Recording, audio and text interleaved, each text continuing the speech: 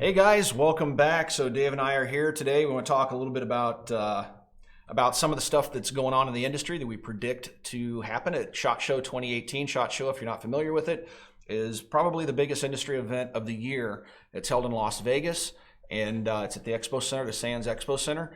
And we won't be going this year. I said that last year, but I wound up there for 2 days. And this year, I don't have any plans to go. I didn't have to go last year. It was magnificent. I'm sorry, guys. I just don't like going to Las Vegas. I've just never cared for it. I don't drink. I don't smoke. I don't gamble. And it's just, there's nothing for me to do there that's fun. And the show is so busy, so packed. It's hard to get around. Anyway, I'm gonna give it a rest for a while. But a lot of folks are going, but a lot of companies aren't going. I'm hearing about more and more companies giving up their booths because it's been a slow year. We call it the Trump slump. And despite that, a lot of the big companies are coming to market with new products trying to spur sales along. And I hope they're right because, I've talked to some of the guys at Vista Outdoors who own like 50 some brands. A lot of the big ones. A lot of the big ones you guys know out there like Savage and Federal and CCI, Bushnell. Yep, they own a lot. And they got a whole bunch of products they're going to be announcing. And so it looks like it might be a pretty good year. We know, Ruger's announcing new products. Beretta's announcing new products. So it doesn't look like 2017 slowed the big companies down a whole bunch, but some of the mid-sized or smaller companies are giving up their booths, which is kind of a big deal because there's like a 5-year waiting list to get a booth at SHOT Show. And if you give up your booth, you go back on the waiting list. You can't come back the following year, and your spot goes to somebody else. Well, I don't think it's people giving up their booths is not all due to slow sales. I think a lot of it has to do with the unexpected craziness that Vegas will be during that time. Because of the recent events? Yep. Because I think that's part of it, but really, everybody I've talked to in the industry has been talking about slow sales, and it can cost upwards of $100,000 or more to have a booth there, and they don't get the financial return from it. It's supposed to be a show where buyers come. It started as a dealer show where you go and do business. So FFLs would come and make large purchases, space them out through the year, and you spend a significant amount of money at the show, and it's not that anymore. It hasn't been that for several years. It's turned into a big gun show that people try to sneak into. There's a bunch of memes that go around in the industry. Insider guys like to share and make fun of SHOT Show. A lot of companies aren't having booths. A lot of companies are now going out on their own to local ranges. And just an example, I know Agency Arms isn't going to have a booth this year. They're going to rent a local range and hold a private event. I know a lot of the big companies. I've been to FN events and a lot of big companies that are doing private events at local ranges and inviting the media there so you can get private time with the new products. I talked to a Leopold rep recently, and he was like, yeah, we don't do any business at the show. Yeah. So you can't go there and actually make a Leopold order. You just go and see the products and contact your rep after the show. I know they changed a couple regulations. They're not going to be able to hear you. You mean about the transporting a firearm? Yeah. So they and this is, I don't have facts on this. This is more just what I've heard, but with the hotel regulations now, the manufacturers have to come in and the firearms have to be transported from the airport to the convention center by a security firm, private security firm. Right. And I can only see that becoming a lot of people are complaining about that. That has a lot of people backing out because it used to be that the manufacturers would just have to take the firing pins or striker assemblies out of the guns to display them so people couldn't go into the show with a pocket full of ammunition because there's no real security there and load a gun and do something stupid.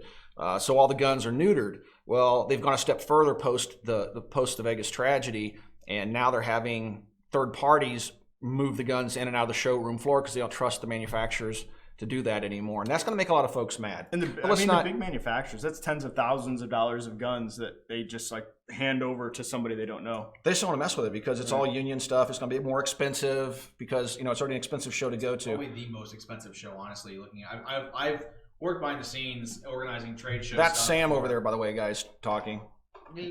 I've worked behind the scenes organizing trade shows and logistics for that for a while. There's lots of people that have obviously a lot more experience than I do, but SHOT Show is arguably the most expensive trade show out there in terms of the fees and the just everything surrounding it. It's just really pricey for a company to actually exhibit at the show. You have to do a lot of business at the show to really justify the cost of attending. Most people can't justify that cost. Guys, just want to let you know I'm not drinking Monster today because so many people warned me about the health risks. and their check didn't clear. So now I would like to tell you that Starbucks. No, I'm trying to give up the Monster, guys. I really am, because I've gotten so many emails from people saying, don't drink that chemical junk, it's going to kill you. And yeah. So anyway, let's talk about some of the stuff that's going on. Now, one of the things that's really big news today is a 2018 announcement that is pre-SHOT Show, and that's the announcement of Glock and like 3 new models. Now, guys, I've carried Glocks for many, many years. I have no problem with the gun or the company for the most part. The guns are good. I have a Gen 5 here. We've featured it many times, but I just want to talk about this gun. They're rolling out. Well, first of all, let me just say that the problem I have with Glock is this design is 30 years older, and they're like a one-trick pony at this point. With the financial resources that Glock has, the fact that they haven't come out with a rifle, a carbine, something other than chintzy knives, all they've done is this. And this has not really changed. They put finger grooves on it to take finger grooves off. They have 1 pinhole on the trigger, and then they have 2. They round the slide a little bit. Oh, and they fixed the shelf on the current generation ones. I had a viewer contact me saying that they've fixed those. I haven't. But anyway, they just keep taking Gen 1, Gen 2, Gen 3, Gen 4, and features and mixing them all around and calling it Gen 5. Right. And then by the Gen 6, we may have finger grooves back, and maybe we'll have steel sights. And then, they finally made AMB controls slow clap after about 15 years of everybody else doing it. So Glock is just, like I said, a one-trick pony. So Glock, sticking to that theme, has announced the 19X. And what is the 19X? Thank you, Omar. That's a spoof. That's not the actual 19X, but it's almost that bad. That's that meme you sent me. That's fun. That's a good let's see the real 19X. So this is it disassembled. Let's show it together. It's almost just as bad. Yeah. So here it is, guys. And basically what you're looking at is a 19-sized slide on a 17-sized frame. So this is so counterintuitive.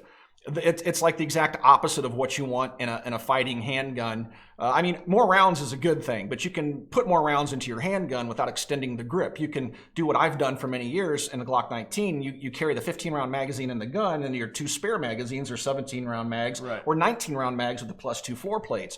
Well, what Glock in their infinite wisdom did was take a Gen 5 looking slide barrel assembly and stick it on a 17 frame. And I heard somebody come in the shop today and made a funny remark saying that they went to Gaston, the design team went to Gaston and said, we got this great idea. Let's take a 17 slide so we can get the sight radius for better shot placement and the longer barrel for slightly better velocity, and put on a 19 frame and make it more concealable. And Gaston goes, yeah, let's take a 19 slide, let's take a 19 slide and put it on a 17 frame. That'll be great, and we'll call it the 19X. Guys, the hardest part to conceal of a handgun is this right here, this length right here. And so when you try to make a concealment handgun, this length is really irrelevant, especially if you carry inside the waistband. Omar just loves that meme. This length is actually pretty irrelevant, right? You can hide this pretty easily with a long coat outside the waistband, inside your pants. This gets hidden. Right. This is what causes you to print. So most people in the know try to trim this distance so that when you bend over or move, your coat or your cover garment doesn't print on the longer grip. What Glock is thinking, I don't know. But they're running out of one trick. I can think of one good use. It's shorter suppressed. If you come out with a threaded model and you suppress it, you save that little bit of length.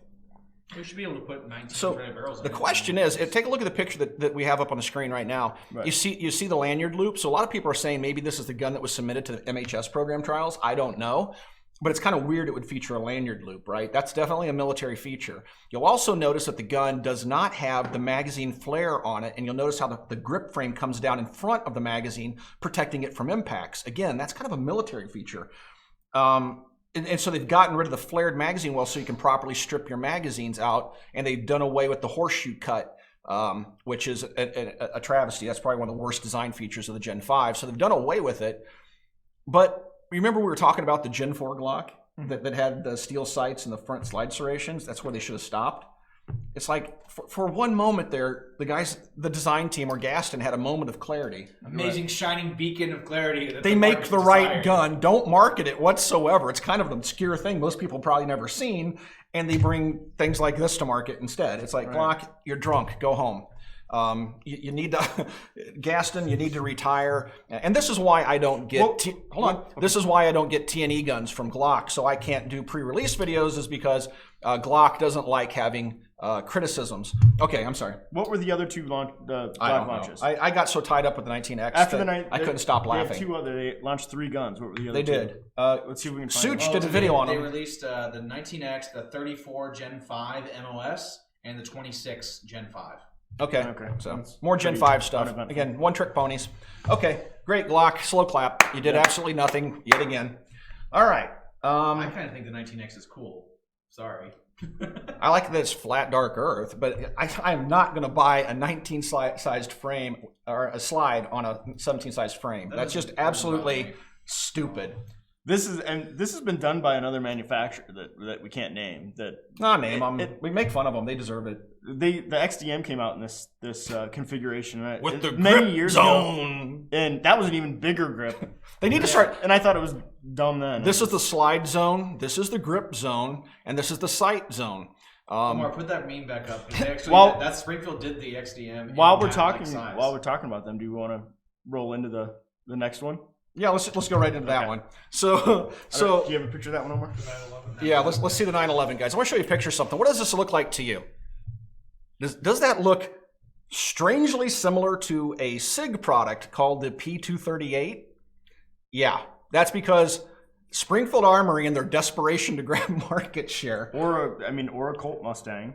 Well, but here's the problem. The Colt Mustang, I wish we had a picture of it, is actually a good-looking sharp pistol. True. Its grip isn't stupidly large. This thing it was screwed up when SIG came out with it, and it's just dumb-looking. Maybe Springfield may make it look a little bit better, but not much. It's just an awkward, dumb gun to carry. I would never carry a cocked and locked pistol in my pocket. Stupid, stupid, stupid. And for those of you that are doing it, I'm not calling you stupid. It's just... It's a horrifically bad idea, in my opinion, and it's exactly worth what you paid for it. But it just seems like they've continued. Springfield Armory is calling this thing the 911. Now, the name, the marketing around it is kind of funny, and they're saying when the police are minutes away, and you only have seconds to defend yourself or seconds to act, you'll want to instead of dialing 911, you're going to want to grab this SIG knockoff.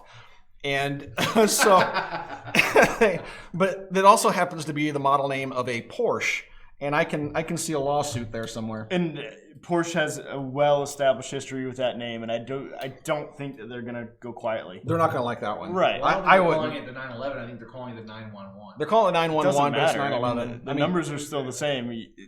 It's a phone reference, I believe. I don't think it's a reference to. I would imagine Porsche has that patented somehow, copyrighted. But maybe just in the vehicle space, maybe not in the firearm space. Yeah, we'll find out. I mean, Category 13 is different. It's firearm for patent and trademark, so it's different. I don't know if there would be. I'm not a patent and trademark attorney, so I don't know. Sure, but. So the 238 for comparison. Yeah, you got a 238. I sent you a picture of a 238. Yeah. So here's the SIG 238. So the SIG actually has a rounded trigger guard, more like a Mustang. Maybe the SIG is a better looking pistol. It looks more like a Colt Mustang, but that grip is so stupidly thick. It just looks like an awkward little gun. Now it does feel better in the hand than it looks, but I would never stick a cocked and locked 9mm pistol in my pocket. I mean, everyone makes their own choices. I'm not a big fan of it for carry either, but it's pocket carry. And back to the. But it just makes me. You have so much potential with a big manufacturer, and to come out with just a stamped copy of somebody else's stuff, just it's bad. Angers me. It's starting to anger me. I mean, it's just the fact that they're knocking them off, guys. There was a time when Springfield Armory, before they become the treacherous SOBs that they are, they screwed over Illinois gun owners and FFLs. They tried to back anti-gun laws that would favor them financially and would put mom and pop FFLs out of business. So I do have a bone to pick with them over that. A lot of people just give them a pass because they want to buy their guns. I don't give that type of behavior a pass. But there was a time when Springfield Armory actually did cool stuff. I mean, I remember 20 years ago the SA1, which is a belt-fed semi-automatic M60. They were doing the M1As and their 1911s. I've always loved their 1911s. And they did cool stuff. The Saint which we jokingly call the Judas because of their actions in Illinois, the Saint rifle was a travesty. I mean, they just, it's like a parts gun they slapped together and overcharged. I guess for my it. curiosity is that, do they have an engineering staff that they pay? I know, it's like, I wish I was a fly on the wall when they're sitting there going, hey guys, wait, stop. I got a great idea. Have any of you seen the P238? Let's make one of those. I mean, what in the world? It's like, I wish I could be in a room with 5 guys that had $10 million to invest. And they go, awesome, Omar. there you go. You can see them side by side. This is the SIG, and this is the Springfield Armory knockoff. The serrations are different shapes. Oh yeah, it's clearly a different design. It's clearly a different design. But I'm trying to think of an originally engineered design from Springfield anytime, and gosh, I don't even know when. Right. I mean, if you take the XD, a lot of people don't even realize the XD is made in Croatia. Now, they've moved some of that around. It started off as the HS-2000. It was literally a $200 pistol. They brought it into the United States, roll marked Springfield Armory on it, and started selling it for $400. They doubled the price. Well, people got upset. You posted something that said something to that effect, and people were upset about it. But I don't think they realized that the HS-2000 was a $200 gun. It was. On the U.S. market. It's not, you weren't just making it up. I'm not making it up. You weren't calling it a cheap gun. You were saying the HS-2000 was on the U.S. market for $200, and then it was just literally rebranded. Springfield Armory bought the rights to it. Doubled in price. Roll marked it with their name and doubled the price. And the HS-2000 was a good gun. I mean, it was a neat little pistol, and it was very affordable. And they saw an opportunity, they took it, and people bit. They kept buying it. It was. I would say it's that era's, Well, the Janik. Guys my age, I'm about 30. Guys my age, they're a little bit younger than you, David, but a lot of it younger than Tim. A lot of the guys I knew bought like XDs because that was like what was selling at the time, and it came with a holster and came with a mag pouch. And the holster was terrible. It was one of the terrible accessories. It was one of the few striker fire guns that came with 3 magazines from the factory, so people loved that aspect of it. I'm like, why did you buy that? I shoot a lot. I've always shot a lot, and I bought 3 XD pistols and 1 XDM, 2 XDs and 1 XDM.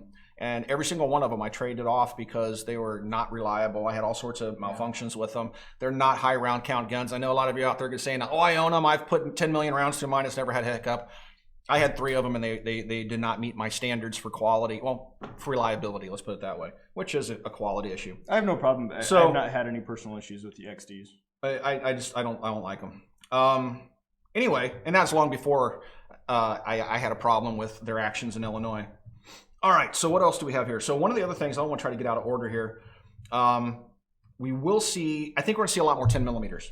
10 millimeter, as we've mentioned before, is back on the radar, and more companies are going to be bringing 10 millimeter products to market. And I'm really excited about that. I'm excited to see where that leads, because not only 10 millimeters making a resurgence, but I know that a big name ammo manufacturer, I don't know if I can talk about it yet, is going to be introducing a new 10 millimeter carry load that's going to be very, very warm. It's going to meet 10 millimeter specs. And we're talking about pushing, like a 185 grain bullet or, a 200 grain bullet, 1,200, 1,300 feet per second or faster. And it's going to be a very effective caliber once again. And for those of you out there saying that the 40 Smith & Wesson can be loaded to 10 millimeter specs, you're absolutely 110% wrong. It cannot. Not unless you want to blow your gun up. 40 Smith & Wesson runs the jagged edge. That's why there's no such thing as a plus P 40 Smith & Wesson. Yes, some companies have tried to market it, but it's not a common thing because it runs that jagged edge of its pressure. Its pressures already. So 10 millimeter gives it more case length, and 10 millimeter is a hot rod. It used to break guns back when it was first coming out. So I'm looking forward to the 10 millimeter thing. What do you think? Well, I mean, I just would like to see specific models. Yeah, I'm all for 10, but I pick and choose depending on manufacturer model, not all encompassing. All right, let's see. It looks like FN may be introducing some FN-15 pistols based on the AR-15 and 300 Blackout. FN has been fairly aggressive, but guys, right now in this market, the AR-15 is not selling well, just nationwide. People are just not buying them right now. They're buying accessories. I've talked to some silencer manufacturers, and they're seeing a slight uptick in silencer sales. I think that has a lot to do with what Silencer Shop has done with hurrying the process up. No longer does it take a year. If you do an individual transfer to you as a person, if you do a trust transfer, it's complete opposite of what it was 2 years ago.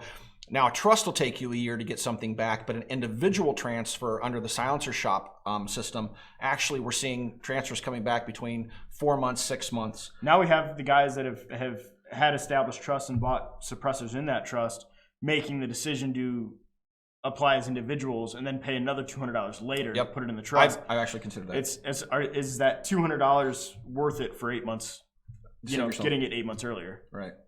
So basically, what you do is you would start the transfer on the silencer to yourself as a person. In 4 months, you got it, and once you had that suppressor in hand, then you submit. You own it. You can legally shoot it, but then you submit it to transfer it to the trust, so other responsible parties on the trust, family members, close friends, whatever.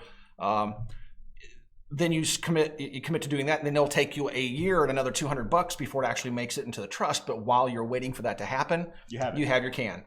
Or your Form 1 for your SBR or whatever you're doing. Right.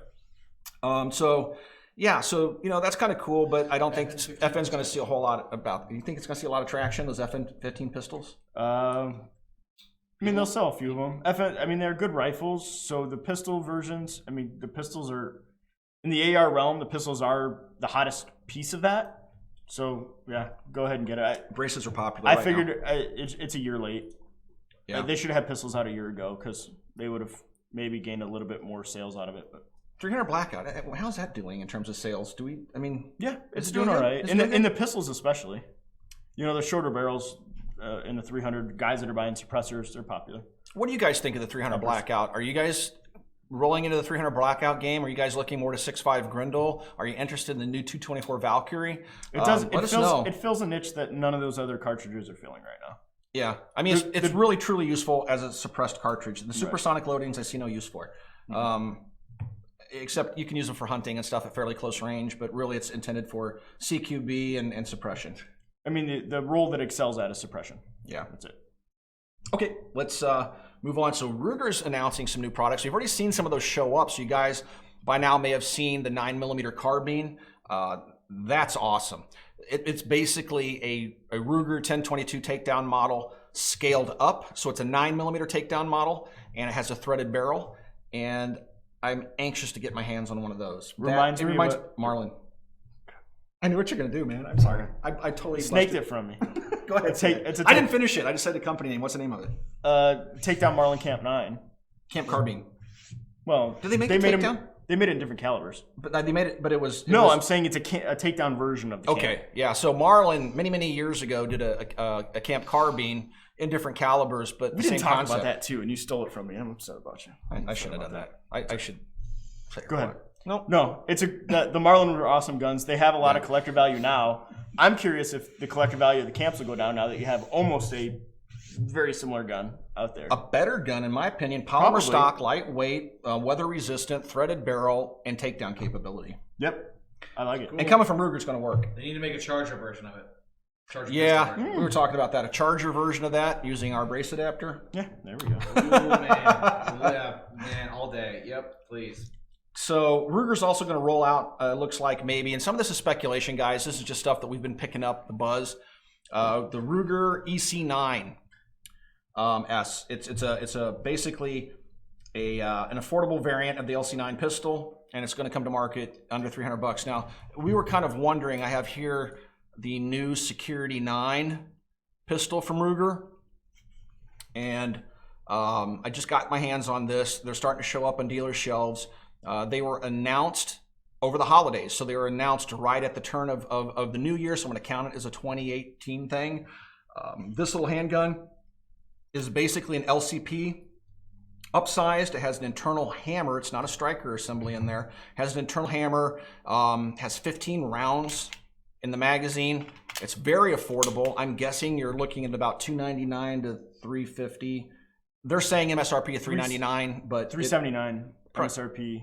I think it's $399, $399 MSRP. It's going to be around $300. That makes it extremely affordable. It's a 15-round magazine. It's basically a Glock 19 sized Ruger. They've actually made some improvements to it. If you watched my Ruger American video, I complained about the cut here. It was unergonomic. It flared out at the bottom and it bit into my hand and my knuckle and actually drew blood from my cameraman's hand. This one's far more ergonomic. We'll talk more about this pistol later, but it has very familiar sights. Those should look familiar to you. It looks like Glock combat sights, fast sight acquisition sights. Yep, manual safety. Hopefully they'll make a version without that down the road. Most companies do at some point, like Smith & Wesson Yeah, but did. Ruger is, out of all the companies that do that, they're the most hesitant to make a safetyless model. Ruger at one time used to put a bunch of lawyers speak on the side of their guns. You remember that? When they You got. Oh my Here, gosh, yeah, here. they've miniaturized it. There's Yeah, one they time just it had made it like a smaller. complete It's still there. legal contract on one side of the gun. It's still there. So I suspect lawyers have a lot to do with that. But More here. I would expect to see Ruger probably do some other stuff. They're very innovative. Ever since Bill Ruger passed away, Ruger became a brand new company. Now that goes back to my problems with Springfield Armory. People have said, well, why do you give Ruger a pass and why do you give Smith & Wesson a pass? Because of the stuff that they did with the Clintons. Well, Bill Ruger died and it's a brand new company. So I guess I can hold my grudge against a dead man. And then with Smith & Wesson used to be owned by a British company. They got bought out. And they got bought out by American investors, and it's completely new ownership. So how can I be a silencer company? how can I be mad at a new company? It had nothing to do with what the company did with the Clintons. So I'm not mad at them anymore. So if Dennis Reese and his clan either want to die or sell the company, I'll forgive Springfield Armory. But so anyway, that's where I stand on that. I think in general the bones of this gun are decent and a step in the right direction for Ruger. I think so. There's some details of it that could be done better. Yeah, that's But- nice. Well, you're giving up some things. So you're giving up the back strap. See, I don't care about that either. I never change out my back straps. I usually go with the medium. The hammer fire but striker trigger is kind of cool. I like it. The only thing it doesn't have is second strike capability. And we found out might in as the well be a gauntlet tests. striker. But it does have a very crisp break. It's not bad. It's a very good feeling pistol. This one feels really, really good in my hands. It's the right size. My pinky, and I have big hands, doesn't hang off, and it doesn't require a special magazine. And you remember when I complained about the Glock 19 Gen 5 and the flared magazine right here, where you can't pinch the floor plate, you can't properly strip it, you have to pinch it like this with the cuts in it. That little U shape, that horrible U shape right there, which makes it uncomfortable to hold and makes magazine clearing malfunctions more difficult. Look what Ruger's done. You see that little edge and see how they even stippled it? They taper the grip properly right here, and then they've stippled the magazine, so you actually have, that's probably the best. I could probably pull on this hard enough to actually break it. Solid. That's solid design right there. That's a solid design. Really, And that's the a really way, nice feature of that gun. that's, I like it. I do too. I mean, that's how you're supposed to do it. Glock, again, go home, you're drunk, I'll pay for your cab ride, get an Uber, send me the bill. I haven't taken this down yet. I've not read the manual. I don't know how it takes down, but Okay, that's one thing. I haven't been able to figure out how to take it apart. I refuse to read the manual. it looks like a ridiculously dumb takedown. I don't know that yet. Old school. We'll figure it out. That's what it looks like. The one thing I think that is an easy fix on the Glocks is you use the Magpul polymer Glock magazines, and they have a thicker base plate that has a stepped geometry on the bottom, which does give it a nice grip, so you can rip the magazine at the bottom. If you have a aftermarket magwell, and there's no need for that front cutout at that point, and it's just I have no my interest. Gen 5. I gotta buy an aftermarket magazine to get that feature. Yeah, Well, also, I won't buy Gen 5. shouldn't The be Gen 5 necessary. magazines aren't compatible with the 19X, by the way, because of the way They're not? the That's magazine- awful. The Gen Wow, 5 Glock. Glock magazines aren't compatible with the new 19X. Oh You my can god. use Gen 4 previous Glock magazines. Are you sure about that? Are you sure that's not a SIG product? I know. I think Glock may have hired SIG engineers. Oh my god. Wow. Yeah, that was specifically stated in the Recoil Web article I read about it. That because it has to do with the front cutout, and the Gen 5 mags have that base plate with the geometry that kind of sweeps up a little bit. So that's why it's not compatible. Other Ruger, I saw pictures of it today.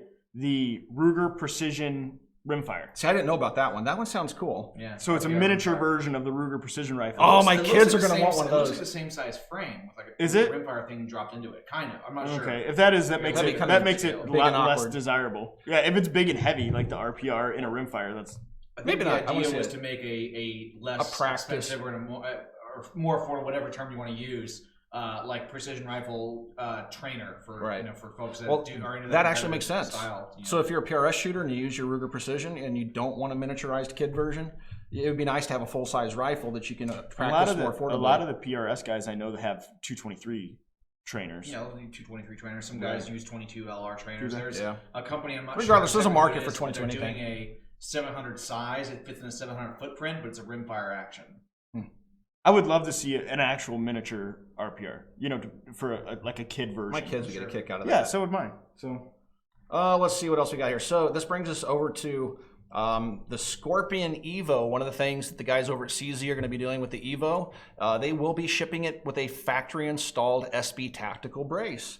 Yay! I love the fact that the braces are back in vogue, and ATF, you know, came to their Makes senses. sense. Everybody's putting them on. I think the Scorpion King needs to receive an honorable mention here. Omar, Someone is like Scorpion King what other too. factory CZ configuration? They're coming out with a short chop version, right? They're coming out with a 4-inch version that comes with a Silencer Osprey faux pressor. Okay. Faux suppressor. Faux suppressor. So they're So it doesn't look Omar, awkward. the Scorpion King, is telling us that they're going to come out with a 4-inch barrel. Oh, that has a PDW version of it, And it has a PDW brace. stock. and it has a PDW brace. sliding stock. It's a PDW brace. SB Tactical PDW. Oh, that's cool. I haven't seen Brace. pictures of that. That sounds cool. I'll have to buy one of those. So you can find a picture of it, Omar. So expect to see that, guys. The Evo is probably one of the coolest products to come out last couple of years, and following on that, we're anticipating CZ rolling out an urban gray P10C. And if you know anything about CZ products, when they do that, that means they're making what?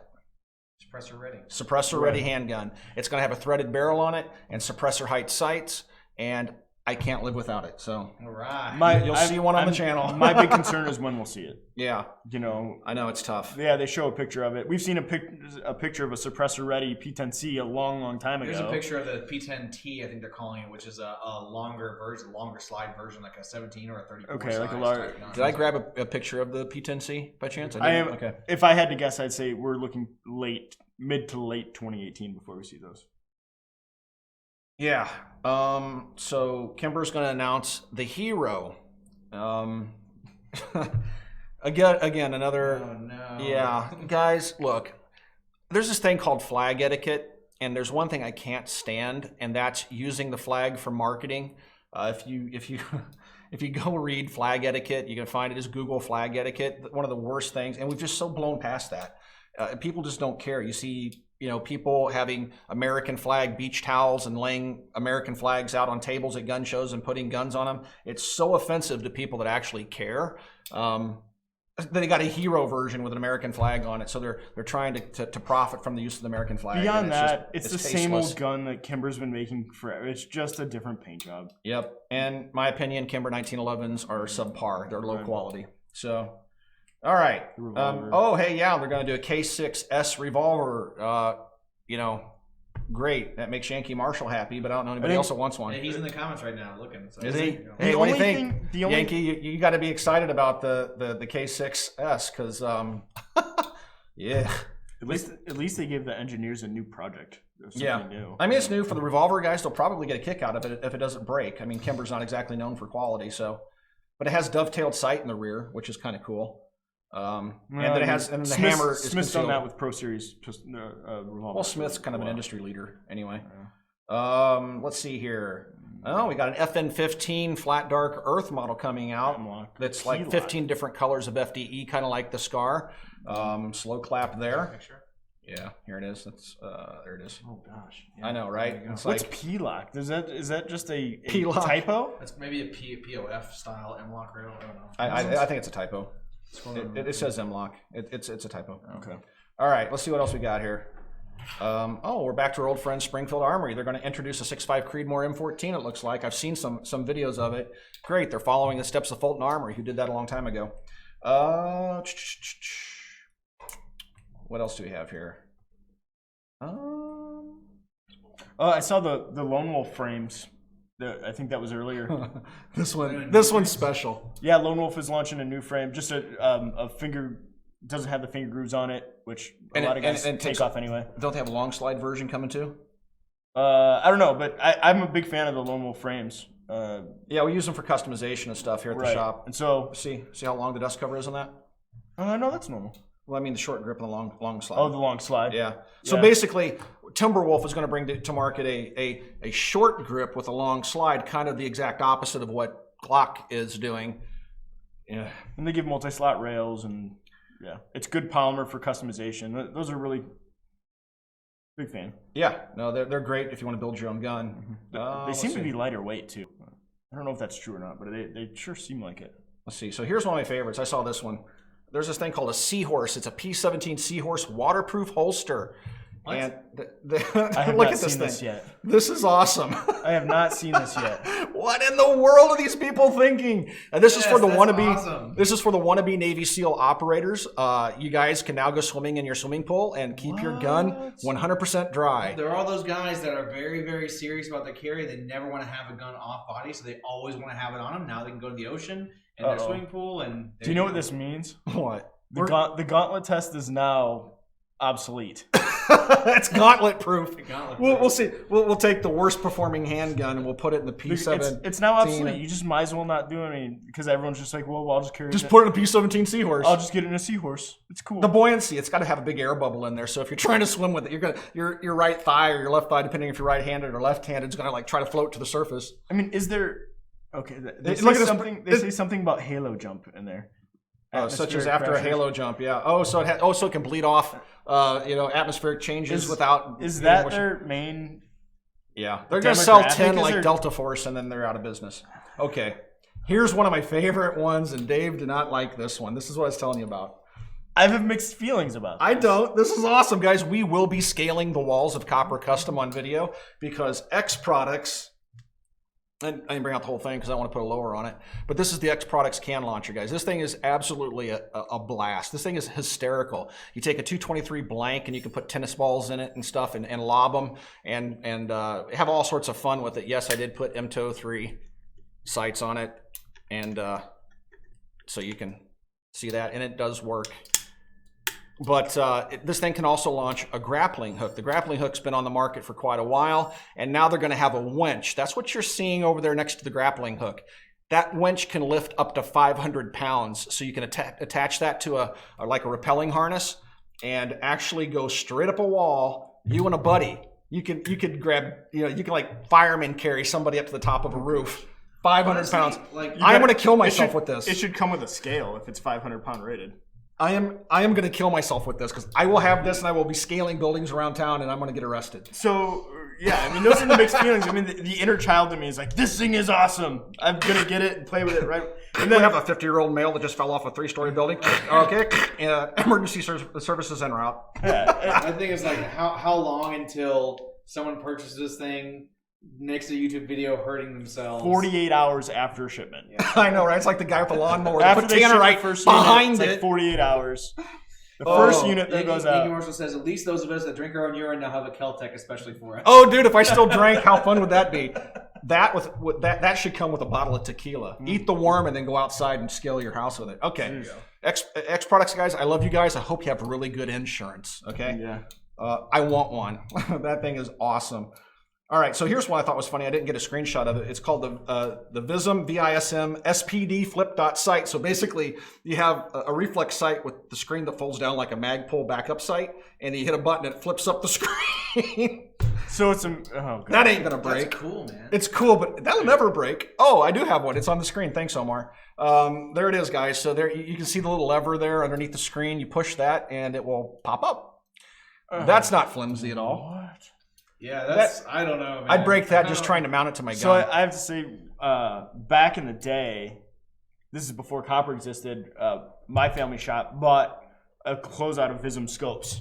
You know, it was like that budget scope that Never worked. We were selling for like $69 or something like that. We had probably 20 of them, and I think a dozen of them came back broken. They're not known They for were not quality. good.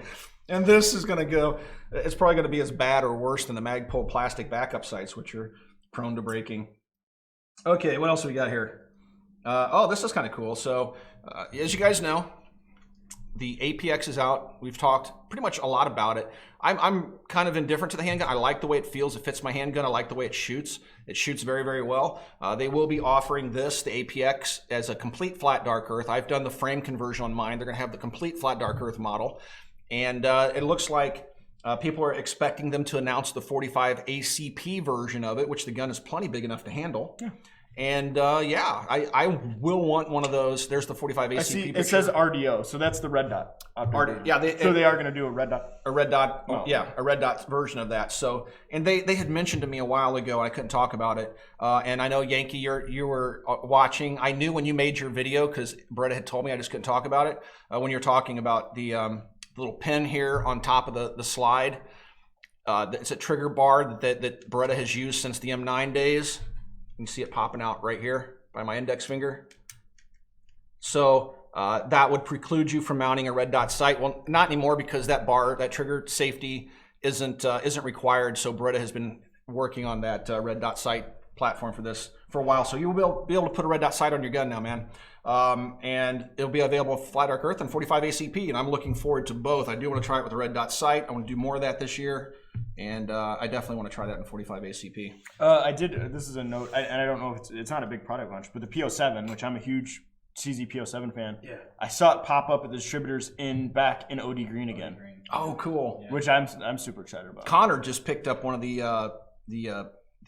what is it? He got a PO1 in green, right? There's only like 1,000 of them. He's had them for a while. Yeah, he didn't even know they were rare. I was like, dude, that's one of one of 1,000. Connor picked it up. He's so proud of that thing. I don't blame him. It's cool. I'm not big into green. I like flat dark earth. Green, not so much. Oh, dude. What? I didn't get a screenshot of it because I didn't even want to talk about it. It is the worst looking sight. Simple sights? Yeah. Okay. Let's move on from that. The Taurus Spectrum. Did they just straighten out a curve? This is it, guys. They just straightened out a curve.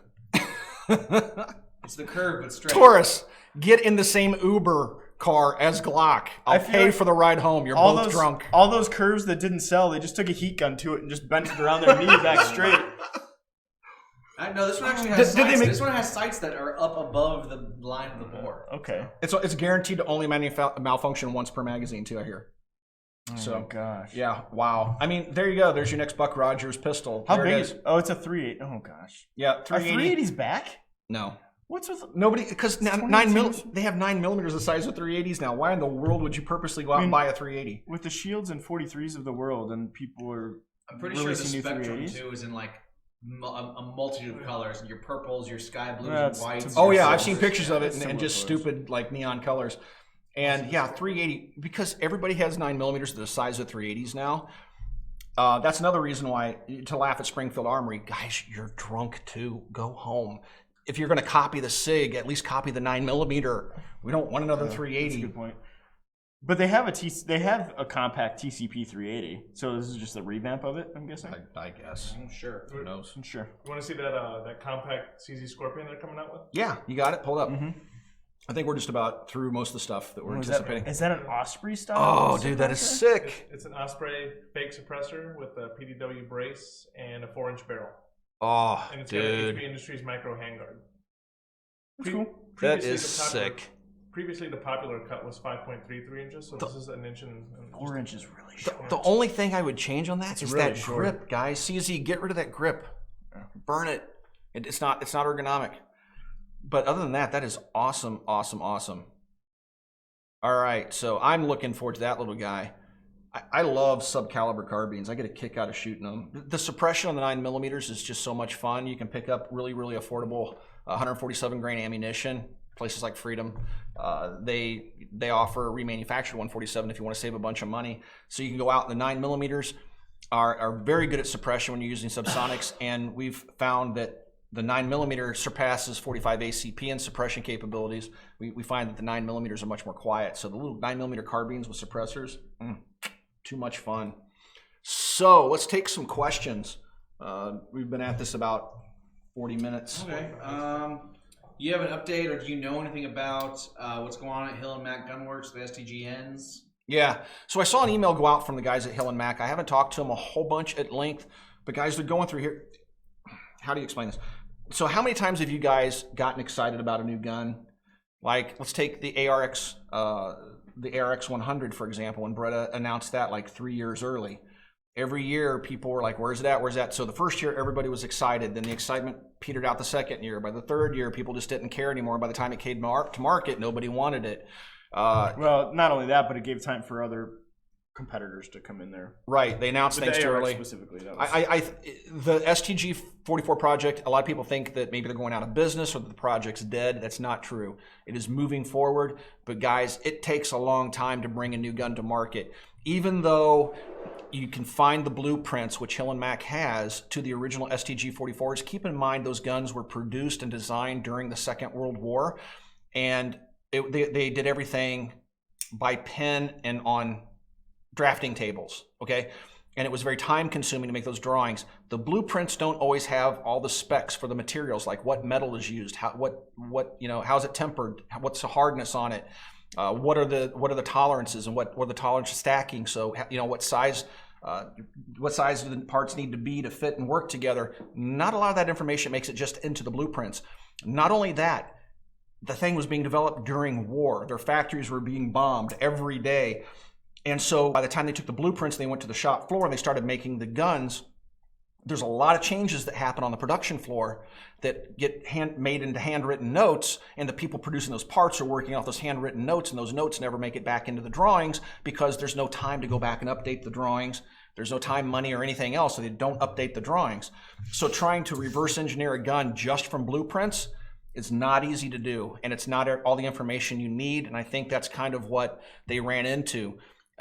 keep in mind, there's a lot more to it than just an STG copy. We're talking multiple calibers.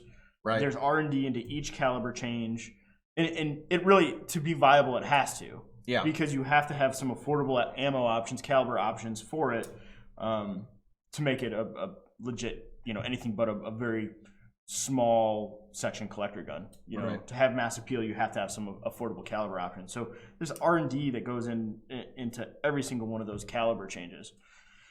It takes time.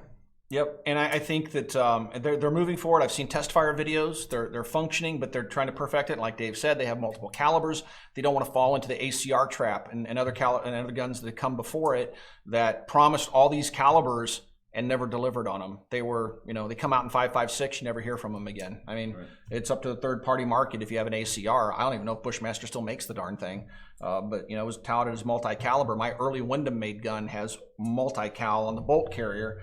And now they don't even put that on there because they don't want to. We're talking about the ACR for some reason now, but the ACR is still maybe one of the best designs of any modern rifle. It just needed to be finished. Yep. I wish Magpul would have finished it. Yeah, there was no follow through.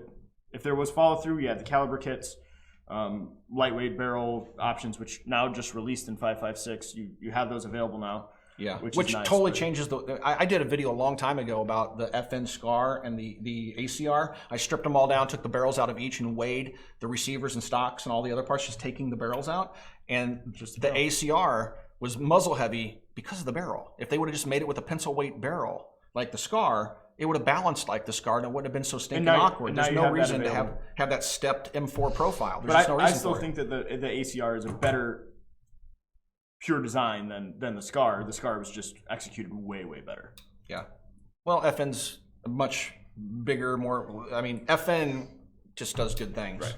All right. Moving on. Yeah. So, I wanted to say one more thing. A lot of you guys have asked me, what's the status of the Bryn 2? The Bryn 2 is what a lot of you missed. A lot of comments so far about the 806. So. Yeah, there's no such thing as an 806, guys. That's something, I don't know where that came from, but it's called the Bryn 2. It's not the 806. The Bryn 2 isn't going to come to market in 2018. So sadly, we're not going to see it. And there's no guarantee it will ever come to market because CZ has developed it for their own military use. And once they're done developing it, because it's still and I've shot the guns in the Czech Republic. They have working guns and quite a few of them, but they're still going through incremental changes for adoption by the military, and other foreign governments are buying them for the military. And military contracts always take precedence over civilian sales. So until they fill those contracts, do you remember when the SCAR 17 was almost impossible to get magazines for it? Because when the government was buying them, each SCAR 17 shipped with, I think, like 5 or 6 magazines. And there was a magazine shortage. So you had companies coming out with aluminum lowers to put on there so you could use PMags. And then all of a sudden there's no need to anymore because now you run out and buy a SCAR magazine for, $30. So that's kind of what's happening. The Bryn 2, we're not going to see it in 2018. So, and we may never see it. We may not see it for years, if at all. So, another question, man. All right. Phil from Vanguard Media wants to know: have you found Hey, Phil. ammo for the rifle he traded you? No, dude, it is impossible to find that Schmidt-Rubin. It's like a 7.5 by 53.5 cartridge. I've talked to If Iraq. someone watching can find that ammo, It doesn't exist. I already know. I've talked to custom ammo loaders, and they're like, no, there's just no demand for it. It's basically a paper patched bullet. I talked to Iraq veteran, and Eric tells me if I bring the gun down, we'll make some. And so we may have to do that video this summer. I'll go down to Eric's, and we'll make some ammunition for it just so we can shoot this thing. It's a very obscure, cool piece of military history.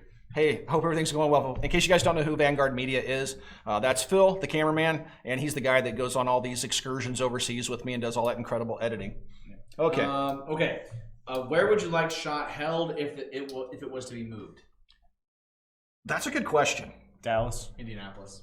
Yeah, Indianapolis, of The course. problem Keep in with mind- Indy is if they keep January, it's snow and Yeah, it'd have to, they'd have to nasty. So change it has to be someplace that's. It used to be in Orlando, so they used to do Orlando, but Orlando's a nightmare to get into. Orlando's already jammed up because of Disney World, and then you try to bring in the largest industry event, and it would be a complete... Attendance was always way lower in Orlando, so finally that's why they said, okay, we're just going to do it in Vegas every Right. year.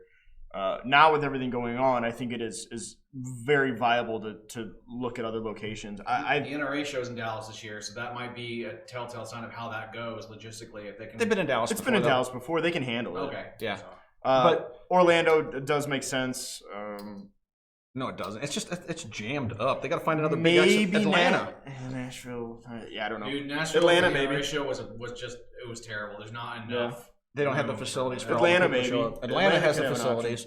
But here's the other thing about SHOT Show being held in Vegas. It's an anti-gun town. You can't carry a gun anywhere in Las Vegas. Guns are banned from all the casinos. You can't have them with alcohol. I mean, there's so many restrictions on carrying firearms, and they don't honor a lot of permits. I have a Florida and an Indiana permit, and they don't honor my What permits. about Phoenix? I've never been to Phoenix. I don't know how big. It takes a really, really big expo center to house SHOT Show. It's like I know. massive. I don't know if they have the facilities for it. I know Atlanta does because I've been to the NRA show there. All right. All right, but I would pick Atlanta. That's centrally located. It's always fairly warm. You don't have to worry about would think weather, but Dallas- traffic is a nightmare. If you fluctuate between Dallas, Atlanta, Orlando, I and would you never can go go back to to Orlando. Vegas. So you're only in Vegas every fourth year, Go to I would look at wherever that. they move it to a gun-friendly state that doesn't like. or change the time of year. Yeah. Change the time of year that you have it. Yeah, so Well, do they may be changing because they're going to have a lot of people really, really mad this year. I think with all the changes they've had to make after the tragedy, so it may wind up moving.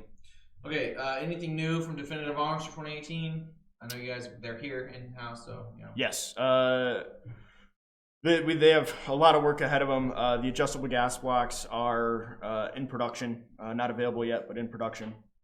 By in production, I mean they're being machined. We have units that are ready for heat, treat, and finish, so we should see them shortly.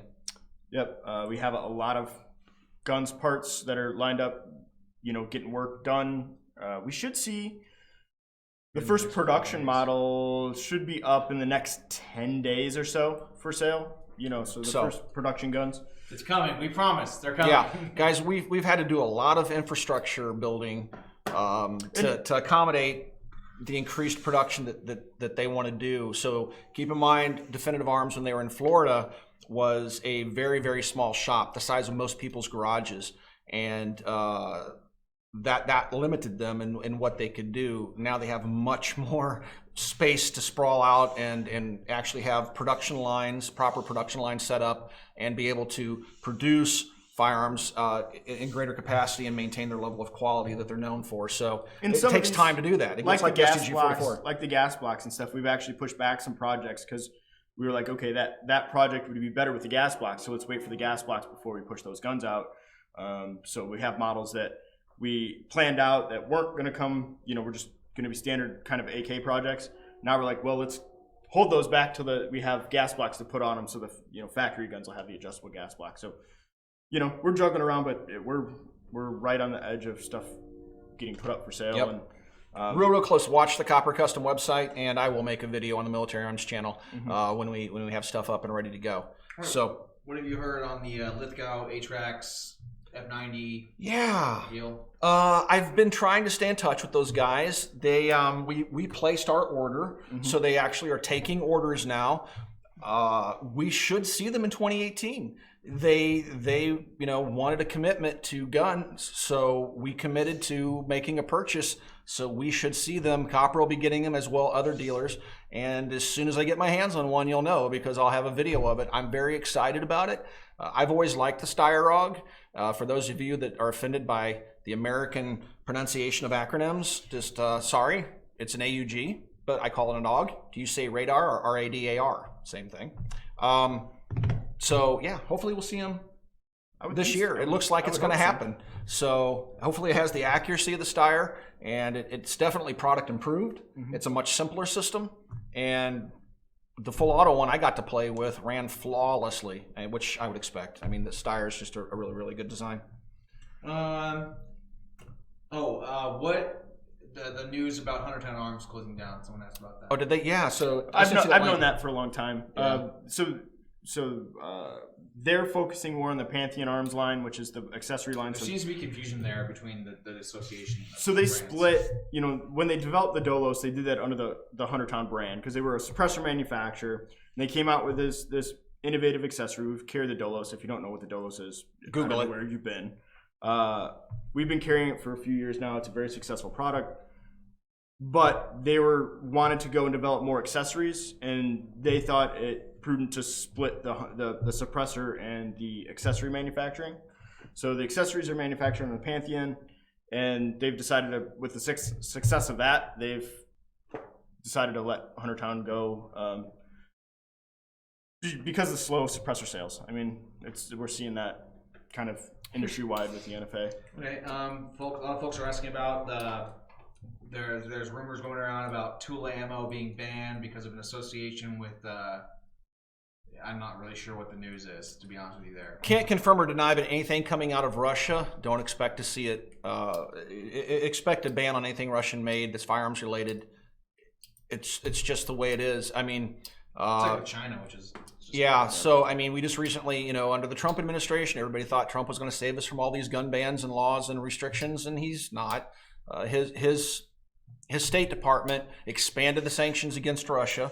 And that and primarily it's all driven by Russia's aggressiveness in terms of their annexation of Crimea, which voted to go back to the Russian Federation, but Ukraine doesn't want to, and they're fighting a war over it. And it's because Russia and Ukraine are at war that we keep slapping more and more restrictions on them, and until Putin decides to give up, which I doubt he'll do anytime soon, we keep imposing more and more restrictions on him. So it looked like there was some goofiness going on with Malat. Malat was struggling financially, and rumor has it that they were talking possibly to Kalashnikov Concern about some sort of an acquisition, and it was those discussions that added them to the sanctions list because anything Kalashnikov Concern related was banned under the Obama administration from import. Rob Ski did a video on this today. So. Okay. Rob Ski did a video on this today, guys. So go by AK Operators Union. If you haven't been there, please go check them out. One of the best YouTube channels out there with regards to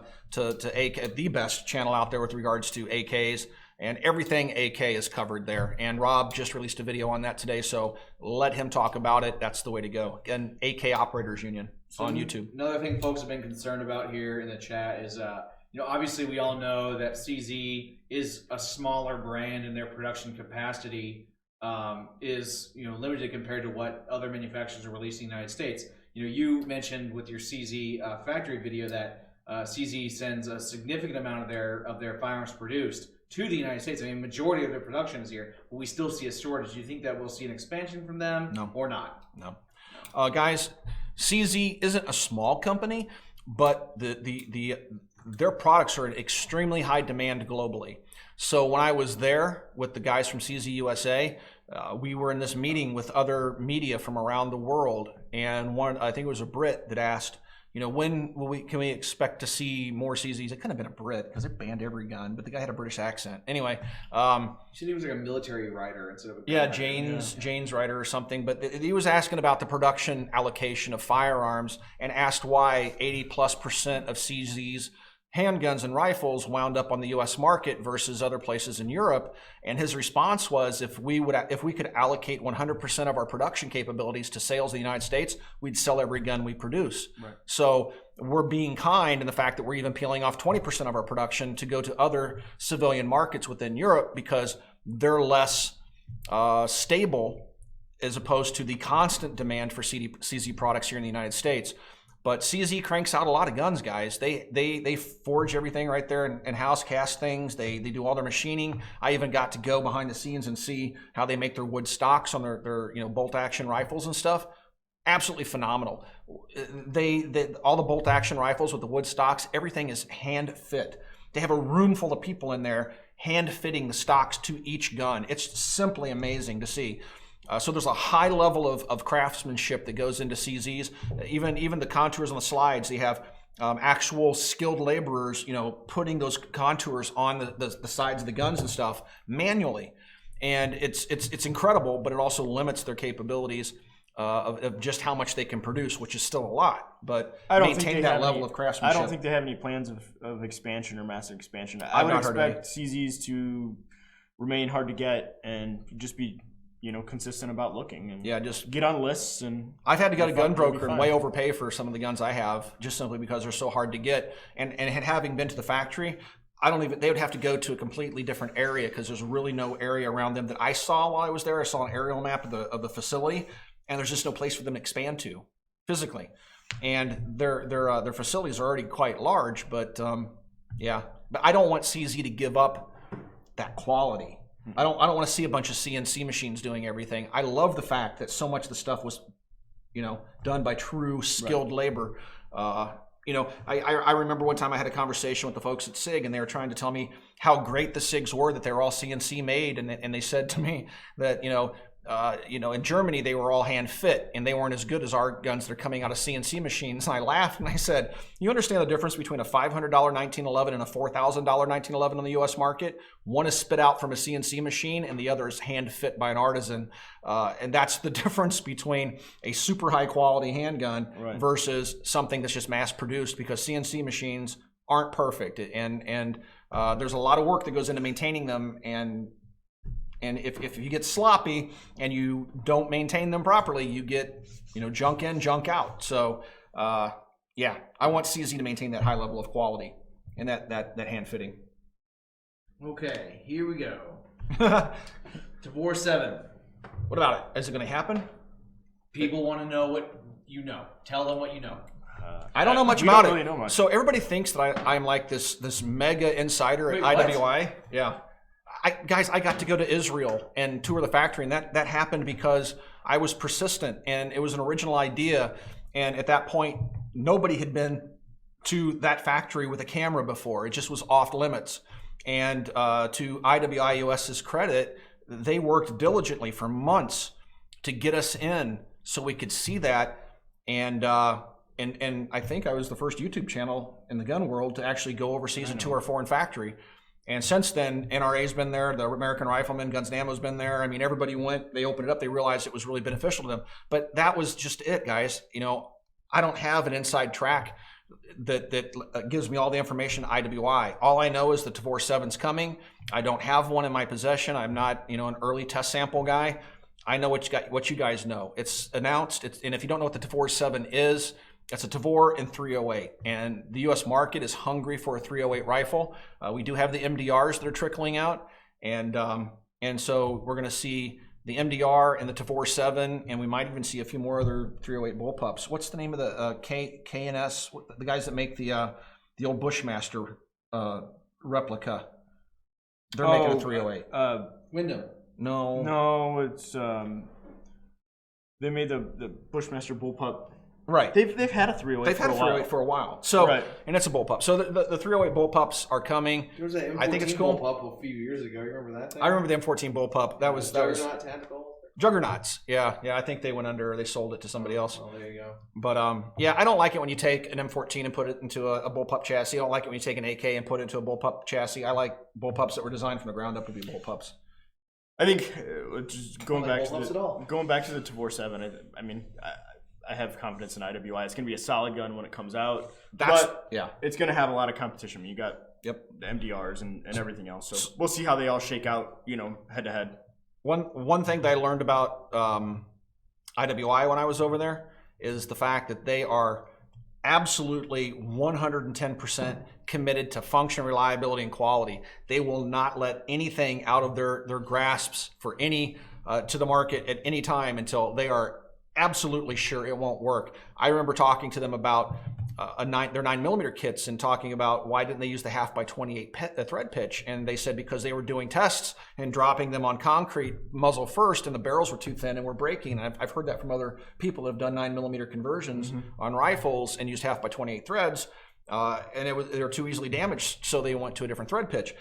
That's the type of quality you can expect from IWI. They put their reputation, or they take their reputation very, very, very seriously. So that thing will release when IWI is 110% sure it's not going to have any problems.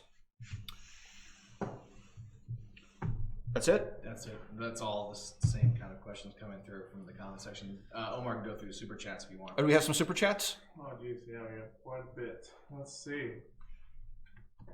We got this new mat here, guys, so we try to deaden the tapping on the table, and I'm just sitting here. I was eating a cookie earlier.